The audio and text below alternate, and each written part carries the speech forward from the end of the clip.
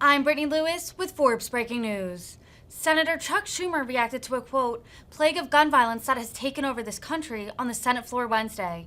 His remarks come one day after a mass shooting at a Uvalde, Texas elementary school left 19 children and 2 adults dead. Schumer accused GOP senators of caring, quote, more about the NRA than they do about families who grieve victims of gun violence. Listen in to the majority leader's fiery remarks. Madam President, there is a plague upon this nation. A plague of gun violence that has taken over this country. 2 weeks ago, that plague claimed the lives of 10 Black Americans who were massacred in broad daylight while shopping at a grocery store in Buffalo. They were Black and they were in a grocery store. That is the reason they were shot by an 18-year-old with an AR-15. And then, yesterday, just 10 days after Buffalo, that plague struck again in Uvalde, Texas, where 19 innocent children and 2 teachers were gunned down at Robb Elementary in the middle of the school day, just before the start of summer, when these kids were looking forward to having such a wonderful time with their family and friends. Gone. They're gone. The shooter crashed his truck near the school, overpowered the police already at the scene, and reportedly began shooting inside a 4th grade classroom. 19 kids, 2 teachers, forever gone in the blink of an eye. America's gun epidemic is unmatched by any of our peer nations in the world.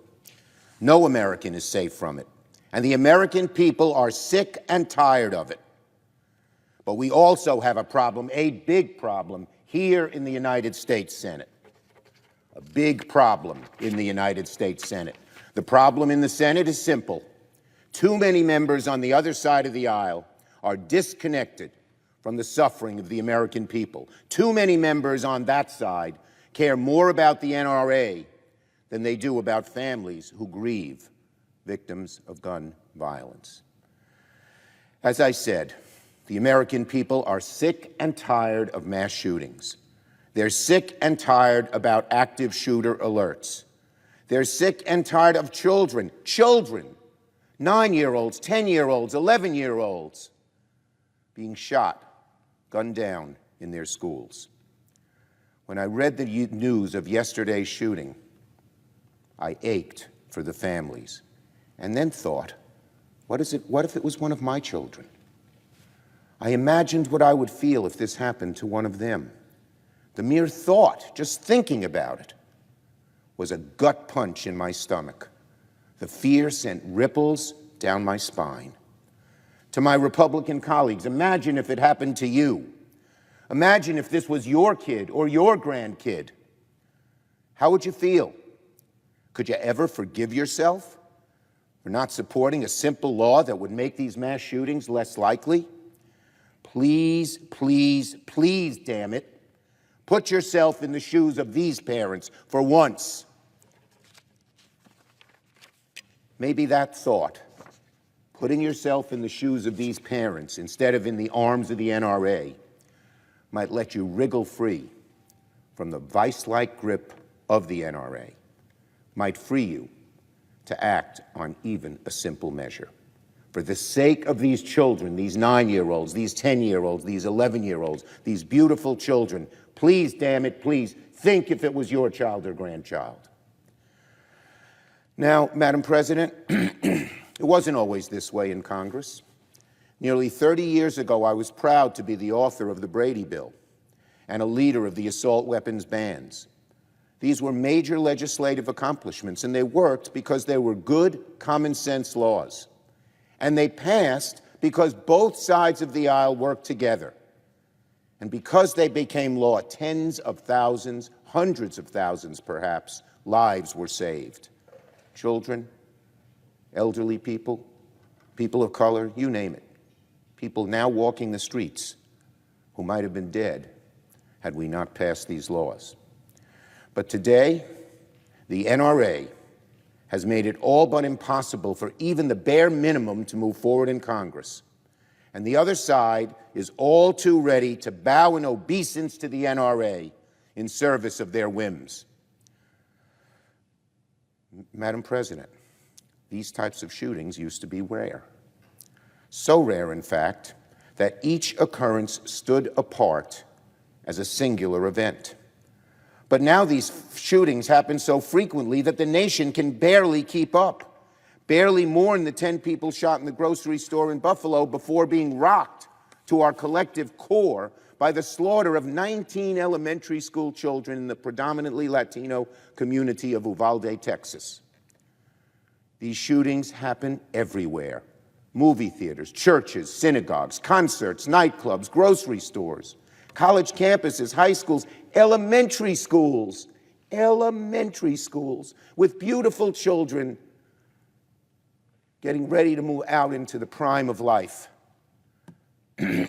Honestly, I thought Sandy Hook 10 years ago would be the breaking point.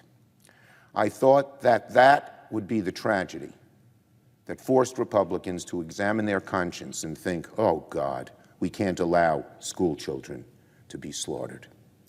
Well, I was wrong. The slaughter of 20 elementary school children in Sandy Hook didn't move them. We heard about their thoughts and their prayers, but no action. Then came Aurora and the Navy Yard. Then after Charleston, I thought, maybe this is the moment. 9 Americans shot in a church during Bible study? This has to move the Republicans here in the Senate. Nope, it didn't. They gave a few more thoughts, a few more prayers, no real effort to solve the problem. And so, Madam President, it continued on and on and on. San Bernardino, Orlando, Las Vegas, Sutherland Springs, Marjorie Stoneman Douglas High School, Thousand Oaks, the Pittsburgh Synagogue, Santa Fe, Texas, the El Paso Walmart, Dayton, Virginia Beach, Boulder, Buffalo, and now Uvalde. When will it end? We must act to have it end. Not thoughts and prayers, action.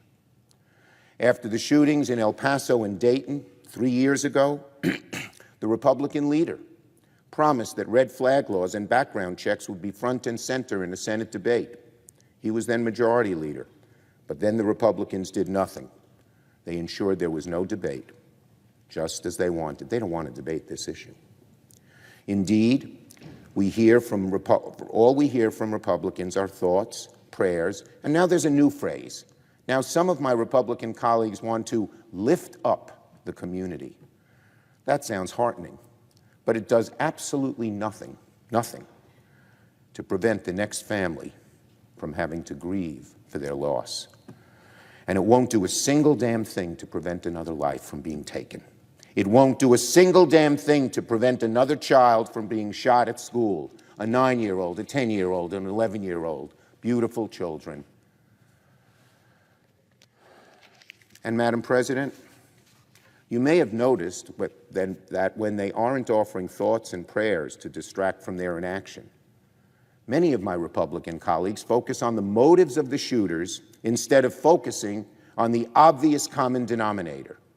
They talk about the real villain being mental illness and say nothing of the fact that we are a nation suffocated by firearms. Rates of mental illness are more or less the same across the developed world. The U.S. is not an outlier on mental illness, but we are an outlier in the sheer number of guns available in this country. That is why we have so many shootings and other Western countries don't. If mental illness were the simple cause, you'd see mass shootings happening all over the developed world, but you don't.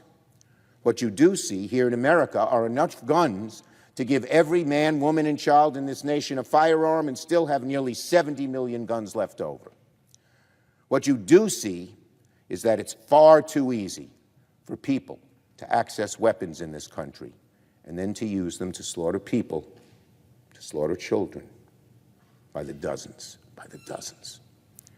Again, America doesn't stand out when it comes to the rate of mental illness, but we are unique among the world's developed nations in that today, the leading cause of death among children is no longer a car accident, is no longer illness or malnourishment.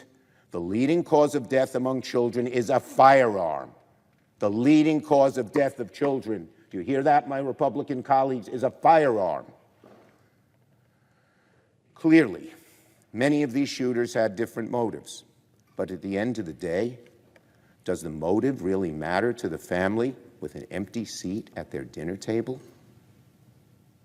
Children who lost parents don't just care whether the shooter was mentally ill.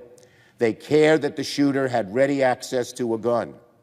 Spouses who lost their partners don't just care that the shooter had a grudge or an agenda or a grievance. They care that the shooter had ready access to a gun. Americans who lost friends and coworkers and parishioners, who lost fellow worshipers, don't just care whether the shooter wrote a manifesto. They care that the shooter had ready access to a gun. They care that their loved ones had been taken from them by someone who had access to a gun.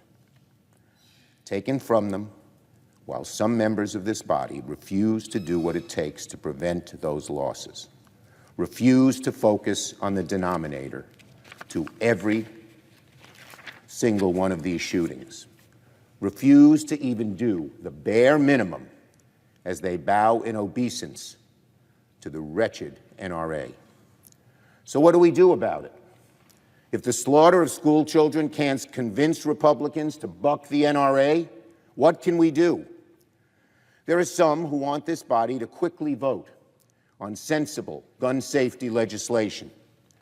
Legislation supported by the vast majority of Americans, Democrats, Republicans, and independents alike. They want to see this body vote quickly so the American people can know which side each senator is on, which side each senator is on. I'm sympathetic to that, and I believe that accountability votes are important. But sadly, this isn't a case of the American people not knowing where their senators stand. They know. They know because my Republican colleagues are perfectly clear on this issue, crystal clear. Republicans don't pretend that they support sensible gun safety legislation. They don't pretend to be moved by the fact that 90% of Americans, regardless of party, support something as common sense as background checks, that the vast majority of gun owners support the background checks bill. They don't pretend that they want to keep guns out of the hands of those who might use weapons to shoot concertgoers or movie watchers or worshipers or shoppers or children. They don't pretend at all. Just listen to them when they show up in obeisance to the NRA at the NRA's convention in Houston, the same state as Uvalde, on Friday. They'll offer their thoughts and prayers. They'll say they want to lift up the community, and then they'll go back to their smoke-filled rooms and assure the NRA and gun manufacturers that nothing will change, that they've got the NRA's back. No, Mr. President, Madam President, no, this isn't a case of Republicans hiding their position. They proudly tell the American people which side they are on, and America is much worse off for it. And if nothing does change, we're condemned to find ourselves right here once again very, very soon. As I was reading the reports of the tragedy in Texas, I saw that Amanda Gorman, the young woman who mesmerized the nation at President Biden's inauguration, tweeted, "The truth is, one nation under guns. One nation under guns." That is simply heartbreaking. Heartbreaking to think that this is the legacy that older generations are leaving behind for young Americans. One nation under guns. It doesn't have to be that way. Our parents don't need to drop their kids off at school and wonder if their kid will be next. That's in the thoughts of millions of moms and dads right now. Our citizens don't have to endure the fear of getting groceries while constantly keeping an eye behind their backs. Again, millions of Americans are worried about that right now. Americans can make a choice.